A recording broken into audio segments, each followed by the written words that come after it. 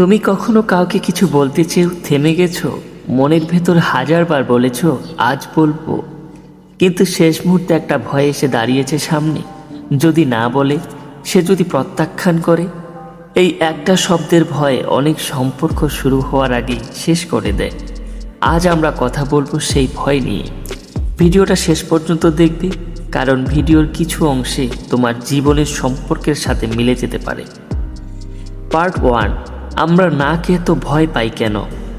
না শব্দটা ছোট, কিন্তু আমাদের মস্তিষ্ক এটাকে ভাবে প্রত্যাখ্যান। মনস্তত্ত্ব বলে মানুষের সবচেয়ে বড় ভয়গুলোর একটি হলো সোশ্যাল রিজেকশন। কারণ 1000 বছর ধরে কেউ যদি সমাজ থেকে বিচ্ছিন্ন হতো, সে বাঁচতে পারতো না। আজও আমাদের মস্তিষ্ক সেই পুরনো প্রোগ্রাম নিয়েই চলে। তাই কেউ না বললে আমরা মনে করি আমি অযোগ্য, আমি যথেষ্ট না, আমি হারালাম। কিন্তু সত্যি কি তাই? পার্ট 2। না মানেই কি তুমি অযোগ্য? ধরো তুমি কাউকে প্রপোজ করলে, আর সে বলল আমি তোমাকে সেইভাবে দেখি না। এই কথাটা কি তোমার চরিত্রের রায়, নাকি শুধু তার অনুভূতির কথা? বাস্তব সত্য হলো, প্রত্যাখ্যান মানে তুমি খারাপ নও। প্রত্যাখ্যান মানে তোমরা মিলছো না। সব মানুষ সবার জন্য না। পার্ট 3। আমরা আসলে কি হারানোর ভয় পাই? আমরা না কে ভয় পাই না, আমরা ভয় পাই সম্পর্কটা বদলে যাবে। আগের মতো কথা হবে না, অ্যাকওয়ার্ড হয়ে যাবে। আরও গভীরে গেলে আমরা ভয় পাই নিজের ইগো ভেঙে যাবে, কারণ আমরা মনে মনে একটা আশা তৈরি করে ফেলি। পার্ট 4। না বললে কি হয়? ধরো তুমি না বললে না, ধরো তুমি বললে না, ভয়ে চুপ রইলে, কি হবে?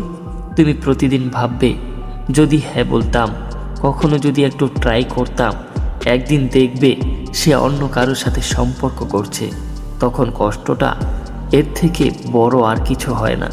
তখন কষ্টটা হয়, মনে হয় আমি চেষ্টা করিনি। পার্ট 5।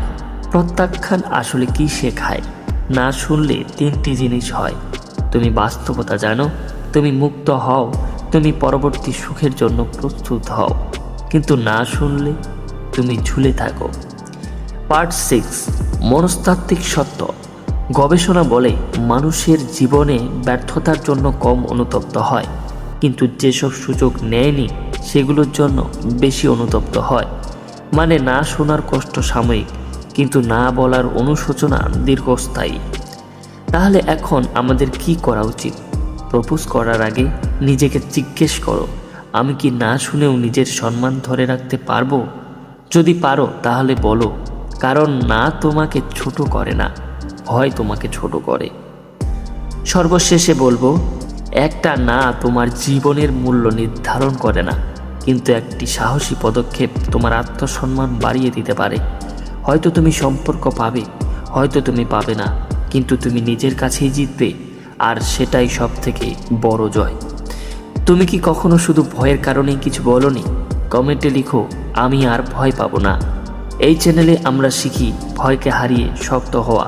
সাবস্ক্রাইব করো নিজের মানসিক শক্তি বাড়াতে।